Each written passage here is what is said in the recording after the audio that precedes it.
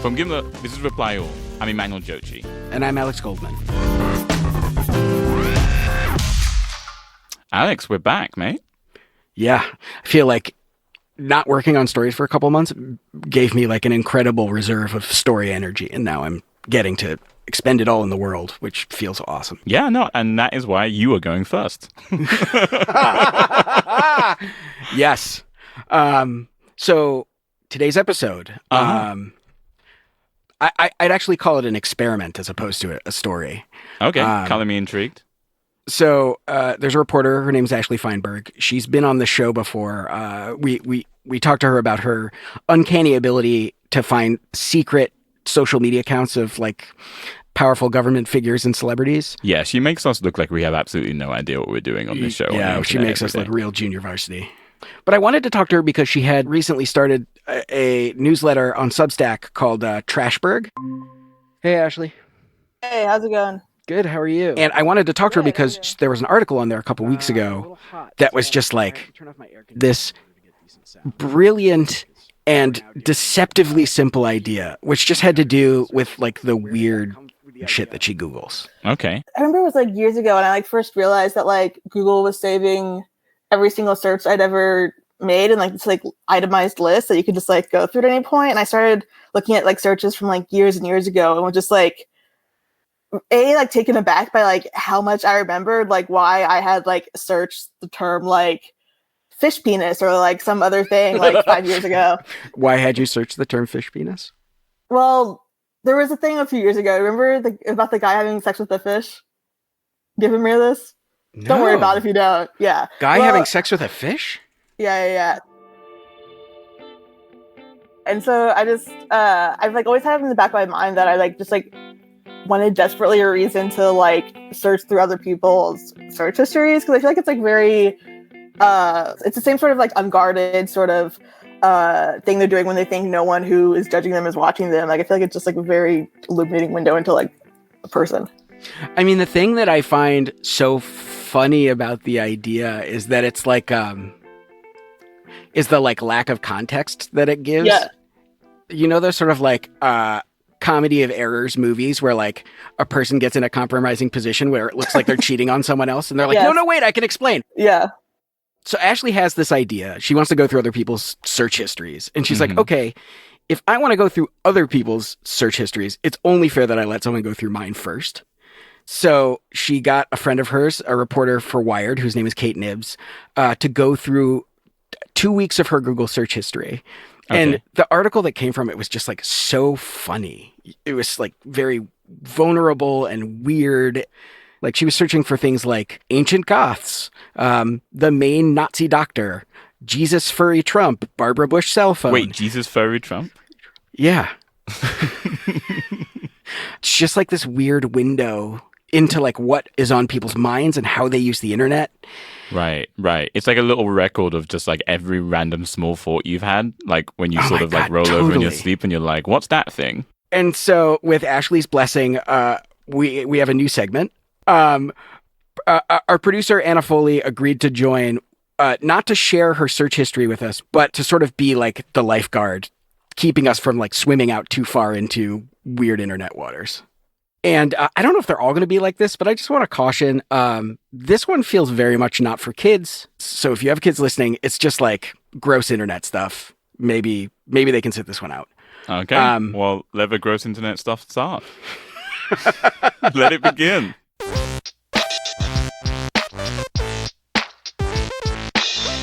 All right. Welcome to the first installment of our segment we are calling Don't You Wish You Were Incognito? Reply All producer Anna Foley. Hello. Hello, Michael Alexander Goldman. It's just Alex. It's not Alexander. Today... Wait, really? Yeah, it's just Alex. What did... On your birth certificate, it says Michael Alex Goldman. So Alex isn't short for anything. Mm-mm. I feel like this is like the kind of thing that people are going to use to like look up my address and come to my house. We don't have to go that far. I just think it's interesting because it's like, I don't know. I would have assumed it was Alexander. It's pretty cool. Yeah, it's pretty cool. But we are here for a specific reason. Yeah, we're here for this new segment. And like you guys said, I'm the lifeguard for this whole thing. And as part of my duty as a lifeguard, I'm going to walk you through the rules before we bring on our guest.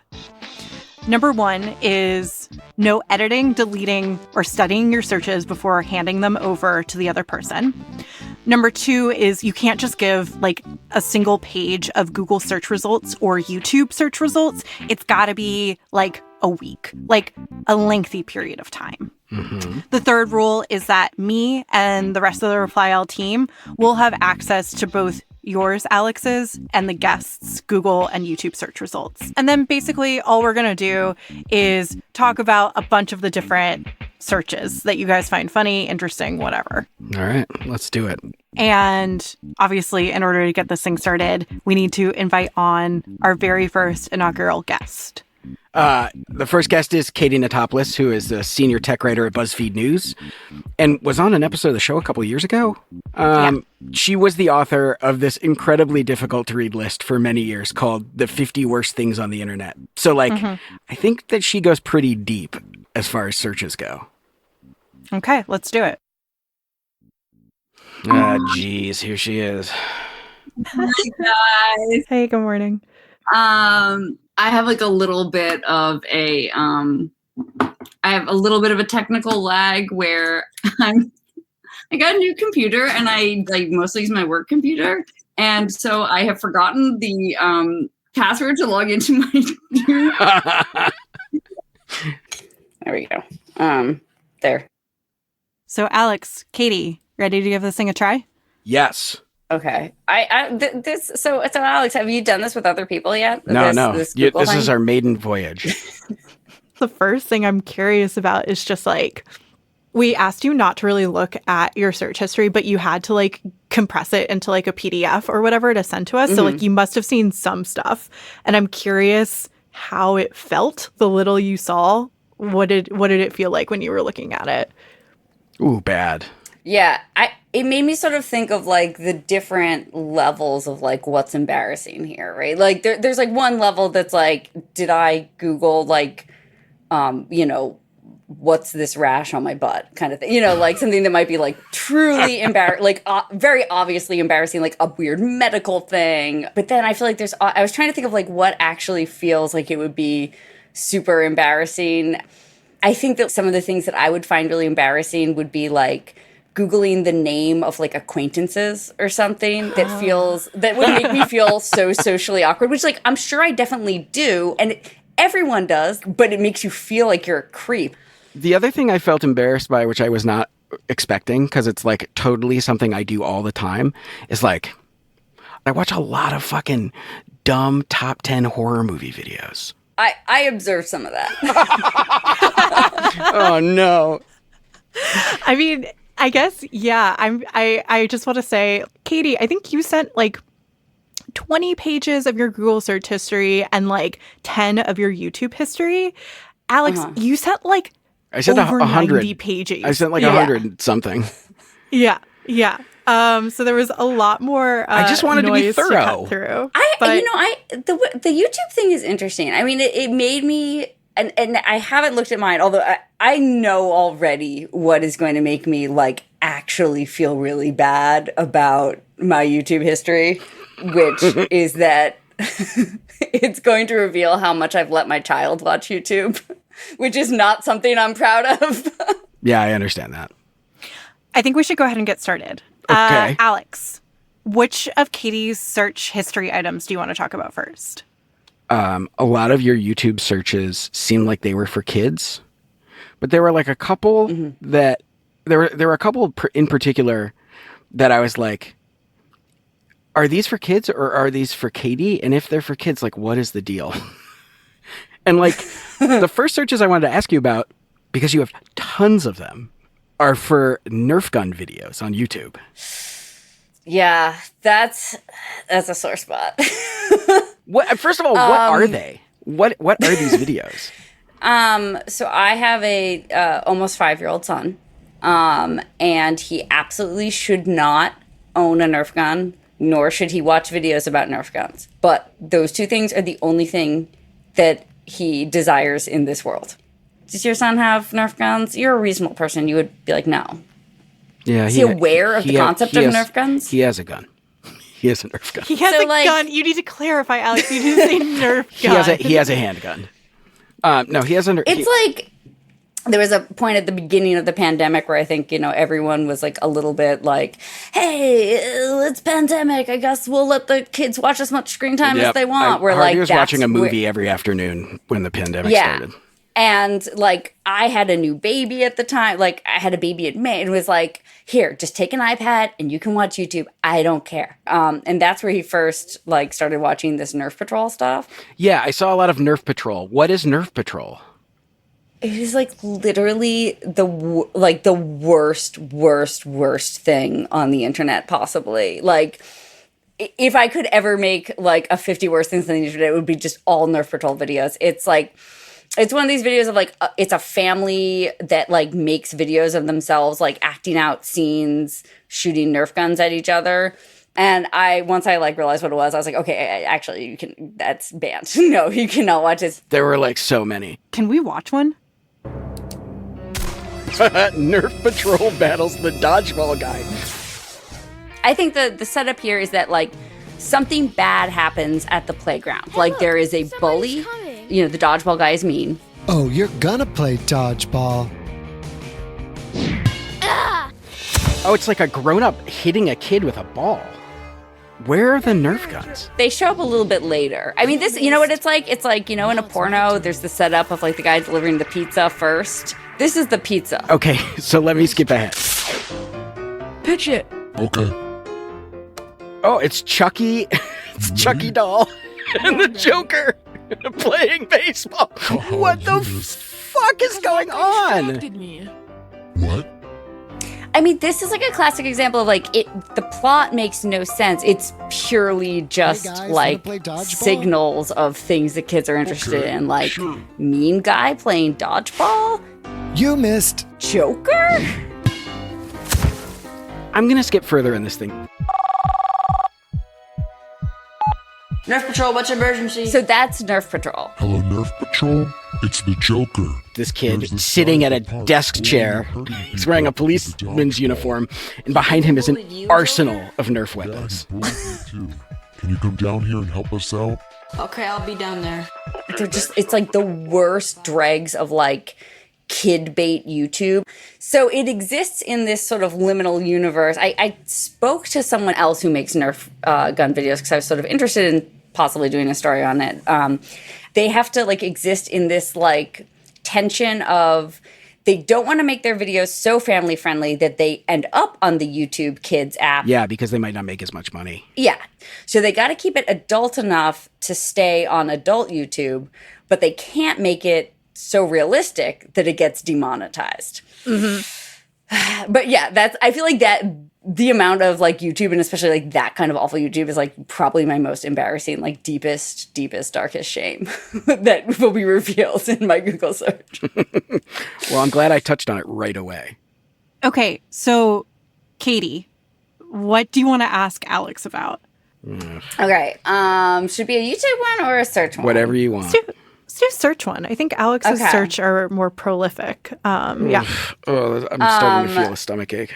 I'm nervous. So I feel like what I liked is that there's a lot of things where you can tell by the timeline, like you can like figure out where your mind was going, right? Like you start on one search and you see the like stepping stone to the next one. Like you can see the thought process. Just spit it out. And then some of them, it's funny because you don't. And so there was one where you, in the morning, searched compost toilet cleaning, compost toilet, and then not long after, Halo slash fic. Okay. Alex, you want to describe what Halo slash fic is? Okay, so Halo is a video game franchise, which I really love. I think that they're some of the best video games ever made. But I find... Do you play them, Alex? I mean, I have played all of them. The last one came out like 5 or 6 years ago. And there's another one... Okay, they're not like... You don't like repeat them. I don't No, play them, so I would say Halo 3 is a game I've played several times. Okay. I really like Halo. I think it is an incredibly fun game to play. It also has this very dense and pretty impenetrable storyline. Like, it's basically nonsense. Like, it doesn't make any sense to me. I've played all the games. I should understand it. I don't understand it. What I do know is that the main character in the game is named Master Chief, aka John 117. You might have seen John 117 /fic in there too. That probably explains it. So he wears this gigantic body armor, and he basically always wears a helmet. You never really see his face. You don't know what he looks like. And he talks like this. And he's a real badass, and all he talks about is saving the world. And he never gets above a whisper. Let me just share this with you. These covenants seem more fanatical than the ones we fought before. So when you're playing, are you Master Chief? Yeah, you're Master Chief. He's like a character that's a stand-in for the player and has like no personality. Part of this actually was that I was thinking about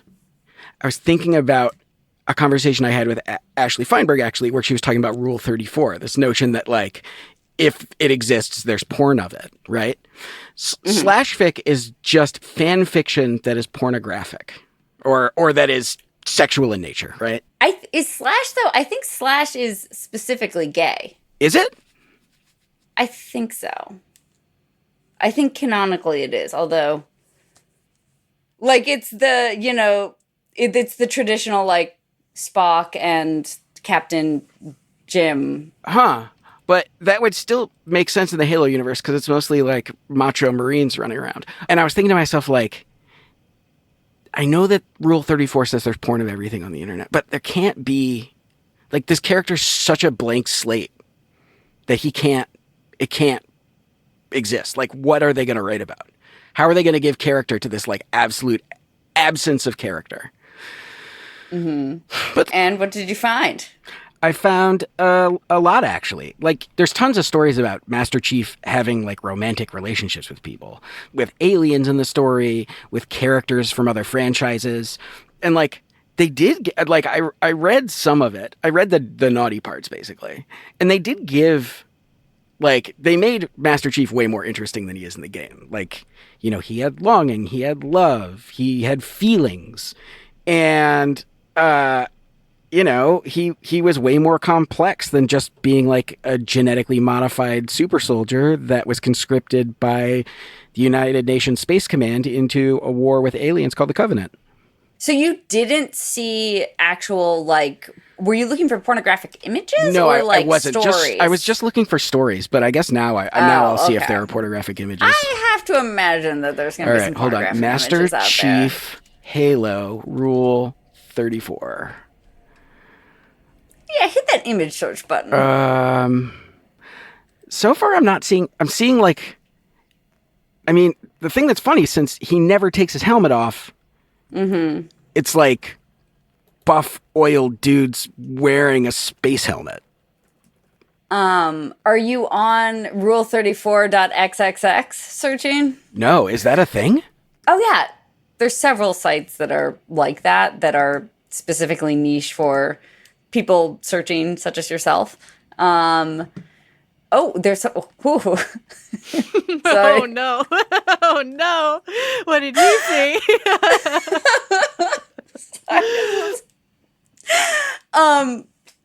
I think one of the better sites for this, having looked at this kind of stuff before, trying to find does porn of it exist, is this rule34.paheel.net, which is kind of like a weird site. Rule34.paheal? Yeah. When I quickly looked at this site, there was, I don't know if you guys heard the news, but the beloved children's author Eric Carle, the guy who wrote The Very Hungry Caterpillar. Yes. He just died, age 91. And right up on the little corner of this website, there is a little thing you can go, The Very Horny Caterpillar. Oh, Jesus Christ. I got to admit, I got to click through on this one. I got to find out what this is going to... Oh, my God. It's just the very famous cover of the book, the little caterpillar, but you can see he has a large green penis, erect penis attached to him. Oh my God. When I was doing Google image searches, there wasn't much Master Chief pornography, but on Pahil, there's a lot of him having sex with like other masked helmeted people. So like the main character of the video game Doom, like and then it's all of the aliens from the game having sex with each other, basically. Thanks, Katie. Did you find out what you were looking for with the compost toilet? I'm curious. Oh, I constantly think about like I'm constantly fixated on the fact that the world's ending and that our children are going to have terrible lives because there's going to be climate wars and all kinds of stuff. So I was like, I'm always like, what little things can I do? And then I started reading about compost toilets and I was like, this might be a bridge too far for me. This like might be too much like hands-on poop for me to deal with. Why? Why is that a bridge too far for you? I mean, it's really all it is just like you poop in a bucket with sawdust in it, and the sawdust and the poop are supposed to mix together and make compost. But it's like you have to like dump it out and clean it out. Like I don't know if I could do it. Like put together a compost toilet and there's the very horny caterpillar. Okay. You saw it, right? I mean, yep. Okay, Alex, let's do one last search. Okay. What's the last one you want to ask Katie about? Yeah, mine feels so tame comparatively. But I'll see what we can figure out. This one's small, but it seems so specific. Unless there's some phrase, unless it's a phrase that I'm not understanding, you searched Madonna hates flowers. I was trying to remember. So there's a video of her being handed a big bouquet of flowers. And it is a kind of flower that at the time I could not remember the name of this flower. And I was outside and I was looking at these flowers, big blue or white bushy things. And I was trying to remember what they were called and I could not for the life of me. And I was like, blue flower. Like, how can I figure out? And I knew that there was this video of Madonna being handed a bouquet by like a fan. And then she like she's like on a hot mic. So I think it's like a press conference or something. Like she says like, oh, thank you so much to the person. And then she goes, I hate hydrangeas. Oh my God. And like, she's so like offended that someone gave her like, these flowers, which I love hydrangeas. They're beautiful. Yeah, they're beautiful. The only reason to hate a flower is if you're either allergic to it or if you're like so rich that you have to invent things to be mad at. And I think she's round two. Yeah. You could also just like not like the way a flower smells, Alex. Like, do you like the way baby's breath smells? Baby's breath is a kind of flower? Yeah. Or are you just talking about like putting my face in front of a child? It's like if you get a bouquet of roses from like the grocery store or whatever, like kind of like I don't know. buff it up. I'm not sticking my nose in flowers. If they smell, that's fine. But it's like I'm not sticking my nose in flowers. It's like flowers are nice to look at. I don't care how they smell. They all smell fine to me. Can I ask you one more thing, Alex? Because there's one thing that like jumped out as I'm intrigued. Berries and cream lad. Oh my God. I know why. I know why he searched that one. Alex, I don't know why Alex chose. I think he chooses each person on staff for a while just to like send his favorite YouTube videos to for a while. And so like a week ago, Alex, right? Yeah, I sent you that. If you search berries and cream lad, you'll find it right away. Berries and cream lad. It's a Starburst commercial where there are these two guys and they're standing against a wall. One of them says, hey, have you tried these new berries and cream Starburst? And then you hear a voice say, excuse me, did you say berries? And the camera, the shot switches and it's like a guy wearing like he's got like an ascot and he's wearing like high boots and like tights and he looks ridiculous. And then he sings a song and does a dance. And it goes, berries and cream, berries and cream. I'm a little lad who likes berries and cream. This is actually what it meant, was just like whenever I saw Alex on video next, I got a nice little impersonation. I feel like this is a very... I mean, that was uploaded 2007, but I don't know when you suspect that was from, but it feels very 2007 because that's like approximately that like Skittles Taste the Rainbow ad campaign. Those that was ads like, were it's so absurd. fucking funny. One of those Skittles ads was legitimately, I found it like really tragic. It was about a guy who, whenever he touched something, it turned into Skittles. And everybody, and they're like, hey, show them that cool thing you can do with Skittles. And he's like, cool? Is it cool? And then he starts talking about how sad it is that he can't touch anything. And there's one line in it which is, I shook a man's hand the other day. He'll never see his family again. And I'm like, oh my God, that's so sad. And then it ends with the phone ringing and he tries to pick up the phone and it turns into Skittles and he gets mad and slams his fists on his desk and the desk turns into Skittles. Anyway, I like dumb shit. Whatever. Thanks for coming on and doing this, Katie. It was illuminating to have someone else look at my my Google searches. This was fun. I enjoyed looking at your history. I feel like I know you better. And yet not at all.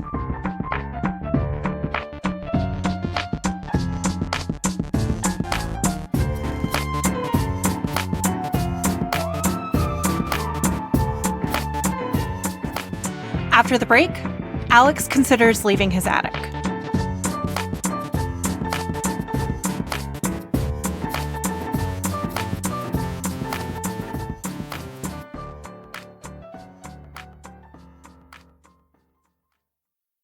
After George Floyd was murdered, the site of his death became the site of a year-long occupation. Neighbors took the streets and held it down. But what happens when the city wants those streets back? Like, wait, what? You cause an injury and then you try to tell me that I'm healed now. Going about my business? No. You don't get to say we done. Find out what happens on Resistance, a show about refusing to accept things as they are. Follow and listen for free on Spotify. Hey ELTs, I had some questions about hummingbirds.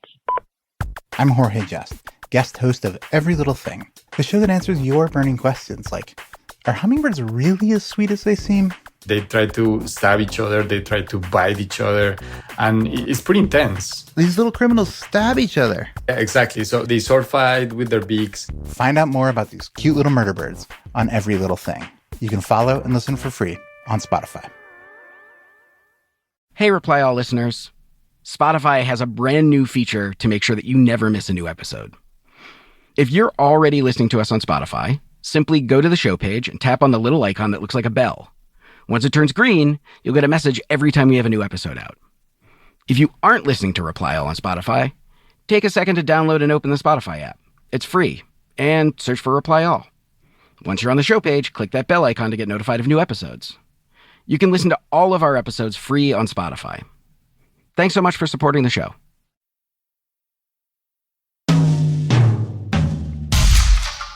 Alex Goldman. Oh, Damiano Marchetti. Hello. Hi, how are you? I didn't see you there in this video chat. We've been sitting here for 13 minutes talking about your children and how you say pee-pee poo-poo to them, so do not lie. It's true. It's true. So I actually called you here because I have one quick announcement I want to make before we end the show. Okay. So I had an idea that I wanted to ask our listeners about, but we're really lucky because you're in New Jersey, I'm in Brooklyn. Like, things are changing. Like, it's not that way in a lot of the world, but like in New York, things are opening back up. We're doing things again. And it's made me curious to hear about the people who have been like sitting on changes that are really scary or really exciting. Like, are there any things that you want to do? Man. No, I've spent the last year in my attic plugging wires into synthesizers. I'm going to do the exact same thing when I'm done. Are there people that you are going to finally see?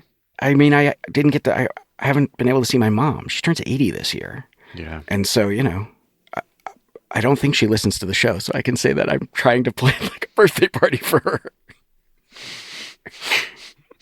That's big. Going to Florida, birthday parties. I mean, you planning a birthday party feels very big to me. Can I just ask, like, what are your plans for the birthday party? When I say I'm planning a birthday party, I more mean like I'm planning on showing up and being nice. Okay. But honestly, I mean, even though it's small and not life-changing, it feels really big to go to Florida. No, absolutely. So, I don't know. That feels exciting. So yeah, I'm glad you're going to go see your mom. But actually, like, the question I had for people is basically like, as things are reopening in some places, is there like a big change that you've just been holding your breath on throughout the pandemic, or maybe your whole life, that as things are changing, like, you're like finally gonna get to? But also, like, I know that the United States is in this super privileged position where like a lot of people are getting vaccinated. Things feel like they're going back to some version of normal. But I know that for a lot of places, that's not true at all. Yeah. Things are very different pretty much everywhere else. Yeah. And so, like, if your life still feels like it's completely frozen, like you're just stuck in COVID land forever, or if it feels like it's just getting worse, I want to know, like, what's the thing you're most looking forward to when things start to reopen where you are? So, Alex, where should people write us? You should write us at replyall@gimletmedia.com. And use the subject line 18 months in. Alex, anything else? I don't know. Everybody's always dogging on me about my attic. I like it up here. How many synthesizers would you say that you ordered this year? I can count. Pulsar, the Quadrantid Storm, the Critter and Guitari. I can already hear us fading down on you. I traded my OB6 for a Prophet 6, so that's technically not getting a new one, but it's a trade.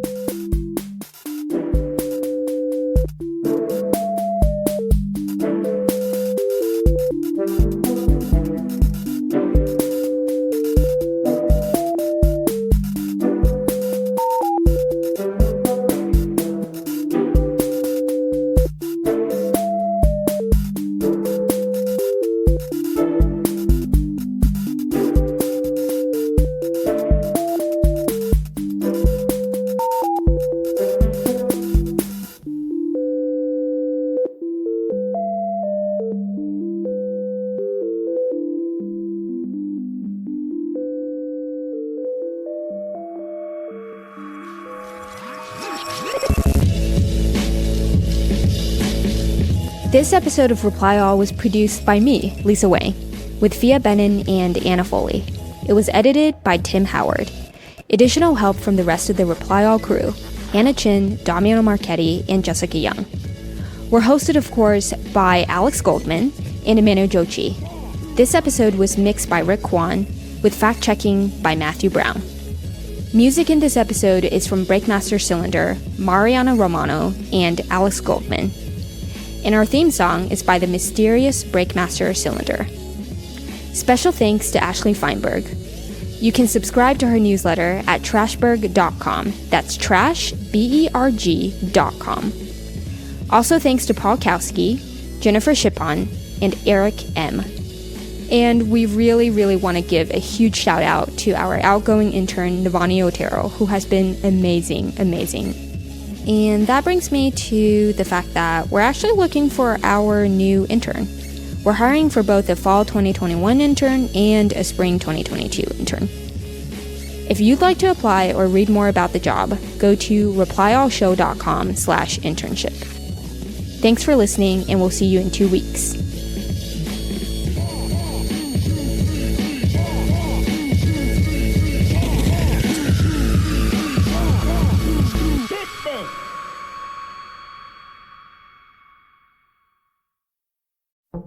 Hey, Wendy here. Science Versus has kicked up a brand new season, and we're diving into some of the toughest questions of our time.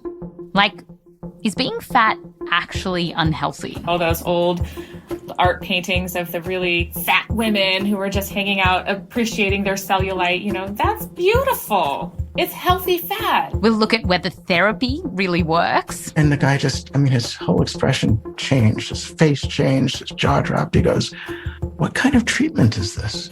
We're going to leave you amazed. What? And excited. She was just like in this euphoric trance. She was butt naked the entire time.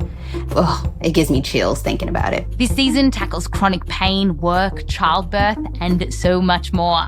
You can follow and listen for free on Spotify. Just search for Science VS. Enron. You may have heard of the energy behemoth that collapsed in spectacular fashion, but do you know the story of the whistleblower on the inside? If we've cooked the books, we need to come clean. We need to fess up if we hope to survive. How one woman tried to warn everyone about one of the biggest corporate bankruptcies in U.S. history.